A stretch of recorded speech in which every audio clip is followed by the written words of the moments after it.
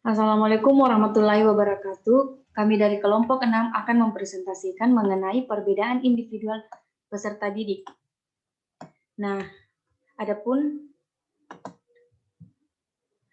anggota kelompok dari kelompok 6 yaitu pertama Nurul Hidayah, saya sendiri serta rekan saya Halimah Jakbar. Langsung saja kita mulai.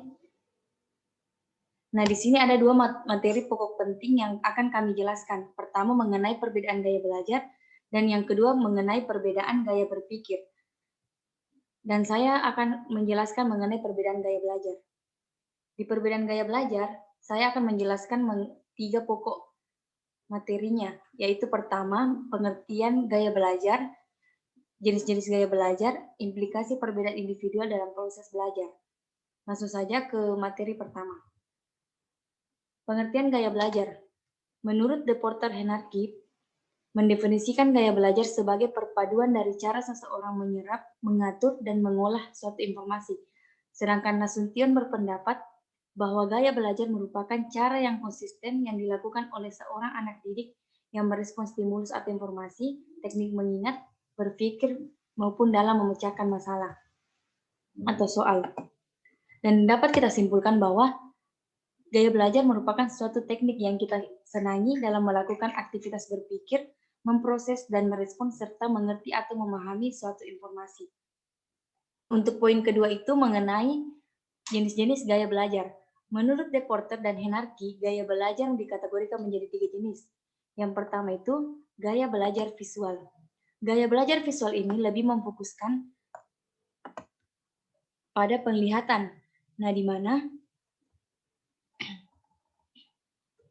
gaya belajar ini anak dengan tipe gaya belajar visual itu harus memperhatikan mimik guru saat mengajar agar memahami bahan-bahan pelajaran. Mereka juga biasanya sangat tertarik duduk di depan sehingga bisa menyaksikan materi atau informasi dengan lebih jelas. Berpikir dengan mengaplikasikan potret atau figura di otak mereka dan memahami sesuatu lebih cepat melalui animasi visual. Nah, pendekatan yang dapat kita sebagai seorang guru lakukan untuk membantu proses belajar peserta didik dengan gaya belajar visual. Yang pertama itu memanfaatkan objek atau materi visual misalnya seperti peta, gambar, dan diagram. Yang kedua itu memanfaatkan warna untuk memudahkan memahami hal atau poin penting dengan menulis hal penting dengan warna yang lebih terang seperti merah atau biru. Dan yang ketiga itu menganjurkan anak agar membaca buku-buku bergambar atau dengan animasi-animasi seperti komik. Dan yang keempat itu memanfaatkan media digital seperti komputer atau video serta foto digital. Nah, nomor 5 ini mengajak anak untuk mempresentasikan gagasannya ke dalam bentuk gambar atau sketsa. Yang terakhir, ajak anak mengunjungi tempat-tempat bersejarah seperti museum, candi, dan tempat bersejarah lainnya sehingga mereka dapat mempelajari sesuatu lebih mudah dengan penglihatan mereka. Nah, yang kedua ini adalah gaya belajar auditory, di mana gaya belajar ini memfokuskan pada indera pendengaran dalam mengingat sesuatu. Seseorang dengan gaya belajar auditory memiliki ciri-ciri yakni mudah terganggu oleh keributan, mengucapkan tulisan atau membaca dengan bersuara sambil menggerakkan bibir mereka saat sedang membaca, dan juga membaca dengan suara lantang, serta mengulangi kembali apa yang mereka dengar. Biasanya, dan hal pendekatan yang kita lakukan sebagai seorang pendidik untuk membantu proses belajar anak auditori. Pertama, selalu libatkan anak dalam kegiatan diskusi. Kedua, beri motivasi untuk membaca bahan pelajaran dengan bersuara. Ketiga, memvariasikan penggunaan musik saat membelajarkan anak. Keempat, diskusi ide secara lisan. Ajak anak untuk merekam bahan pelajarannya ke dalam kaset dan mendengarkannya sebelum tidur, serta upayakan suasana belajar terhindar dari keributan atau perbincangan yang tidak sesuai atau berkaitan dengan materi pembelajaran. Nah, yang ketiga ini gaya belajar kinestetik. Gaya belajar kinestetik itu mensyaratkan personal untuk menyentuh atau menjamah sesuatu yang menyampaikan informasi atau data atau materi tertentu untuk diingat oleh peserta didik atau individual. Anak kinestetik belajar melalui bergerak, melakukan, atau menyentuh. Dan anak tipe ini susah duduk tenang atau diam karena hasrat mereka untuk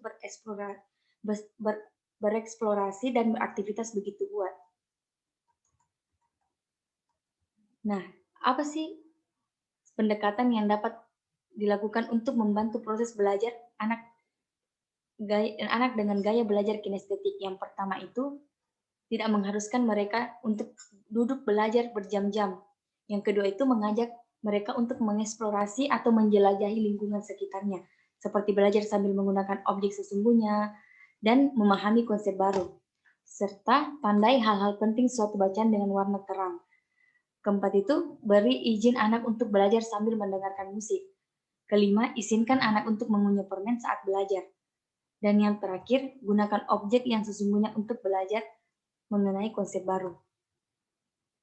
Nah, selanjutnya itu implikasi perbedaan individual dalam proses pembelajaran. Ada beberapa cara yang dapat dilakukan untuk memaksimalkan potensi belajar siswa dengan gaya belajar visual. Yang pertama itu, posisikan tempat duduk di bangku yang paling depan agar mereka dapat langsung melihat yang dituliskan atau digambarkan atau diterangkan guru di papan tulis. Kedua, perbanyak diagram, peta konsep, flowchart dalam menjelaskan bahan atau materi, serta putarkan film dan ajak siswa untuk mencatat poin-poin penting yang ada dalam film tersebut. Yang terakhir, ilustrasi dan sketsa gambar dalam pembelajaran.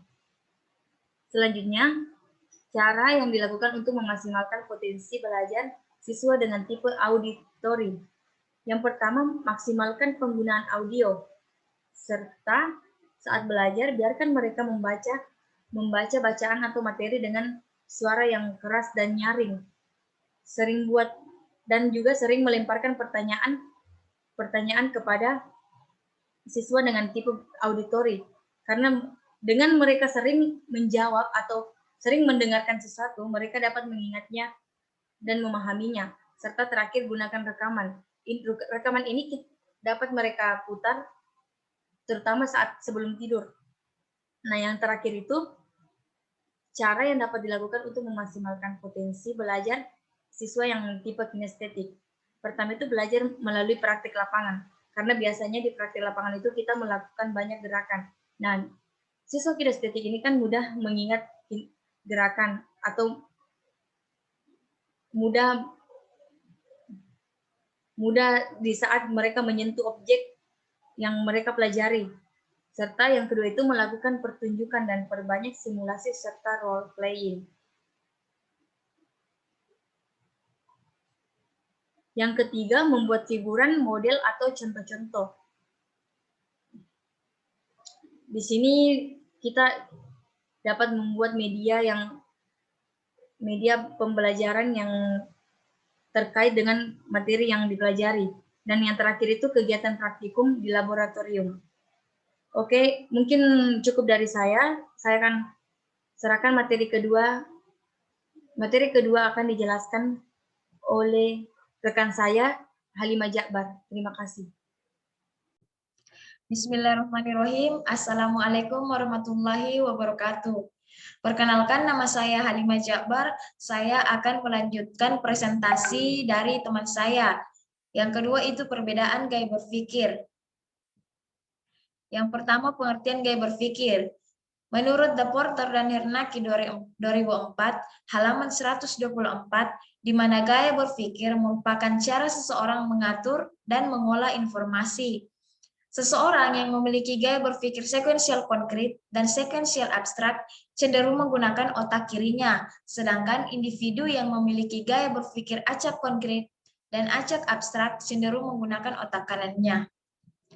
Macam-macam gaya berpikir. Yang pertama ada sekuensial konkret atau SK, yang kedua ada sekuensial abstrak atau SA, yang ketiga ada acak konkret atau AK, dan acak abstrak atau AA. Jadi sekuensial konkret untuk memproses dan mengatur informasi, pemikir sekuensial konkret atau SK menggunakan cara yang teratur, linear, dan sekuensial. Yang kedua itu ada sekuensial abstrak atau SA. Nah, bagi pemikir sekuensial abstrak atau SA, untuk memproses dan mengatur informasi, mereka menjadikan dunia teori, metafisis, dan pemikiran abstrak sebagai kenyataan bagi mereka. Yang ketiga ada acak konkret atau AK. Bagi pemikir acak konkret atau AK untuk memproses dan mengolah dan mengatur informasi, mereka seperti pemikir sekuensial konkret. Mereka berdasarkan pada kenyataan, tetapi ingin melakukan pendekatan coba salah atau trial and error. Yang keempat ada acak abstrak atau AA. Bagi pemikir, acak abstrak atau AA untuk memproses dan mengatur informasi, mereka menjadikan dunia perasaan dan emosi sebagai kenyataan. Faktor-faktor yang mempengaruhi gaya belajar dan berpikir ada 4. Yang pertama ada faktor fisik, pribadi, lingkungan, dan kepribadian guru. Nah, faktor fisik merupakan suatu hal yang dapat mempengaruhi gaya berpikir dan gaya belajar individu. Yang kedua ada pribadi. Pribadi atau intelektual, mental, emosional, sosial, faktor emosi dan sosial yang mengakui bahwa berbagai tanggapan individu terhadap berbagai jenis rangsangan ditentukan oleh berbagai macam kecenderungan. Yang ketiga ada lingkungan. Faktor lingkungan memiliki dampak yang sangat mempengaruhi gaya belajar dan berpikir individu. Kepribadian guru. Nah, kepribadian guru ini memiliki peranan penting atau salah satu elemen penting dalam lingkungan belajar atau dalam kegagalan dan keberhasilan pelajar. Terima kasih. Baik, itulah tadi presentasi dari kelompok kami.